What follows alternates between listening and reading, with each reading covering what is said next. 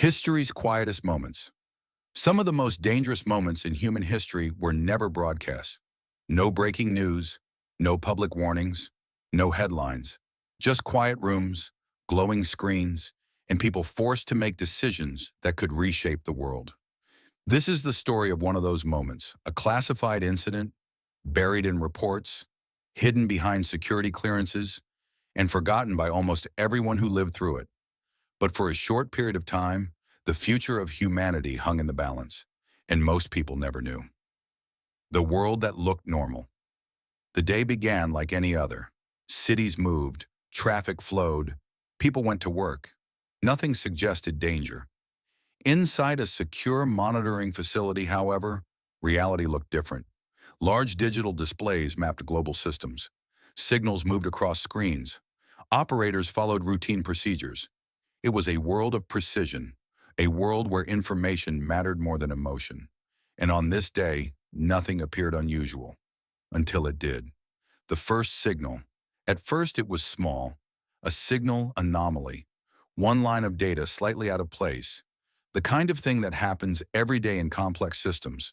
An operator noticed it, flagged it, and continued working. But minutes later it appeared again. Same pattern, same irregularity, still subtle, still easy to dismiss, but now impossible to ignore. When routine turns into alert, the anomaly triggered a secondary check. Systems scanned for confirmation.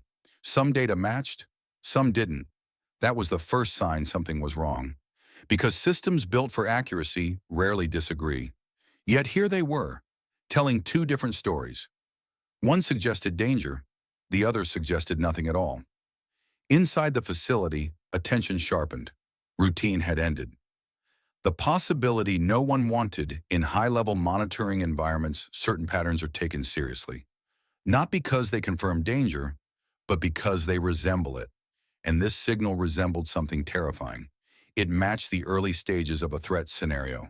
Not confirmed, not complete, but close enough to raise concern. That's when internal alerts began. The room goes quiet. No one panicked. Training prevented that. Instead, the room became focused. Operators double-checked readings. Supervisors reviewed the data. Communication lines were prepared. Everyone knew the rule.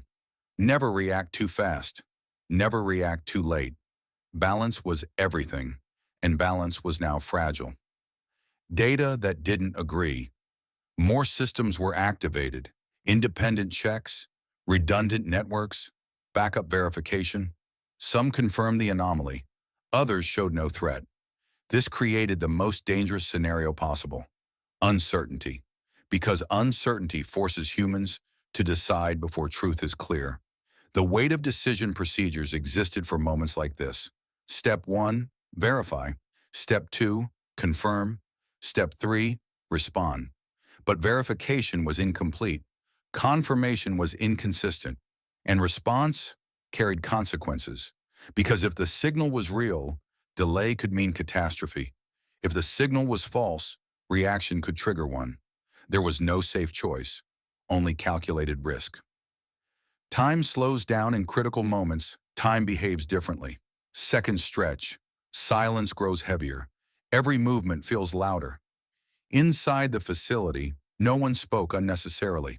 All attention stayed on the screens, waiting, watching, hoping clarity would arrive. Technology is precise, but humans interpret it, and interpretation is where history changes. One officer noticed something unusual. The pattern wasn't consistent. The timing didn't match known events. The signal looked real, but felt wrong. He didn't act. He observed. That hesitation would matter. Pressure builds. Supervisors requested updates. External communication channels were opened.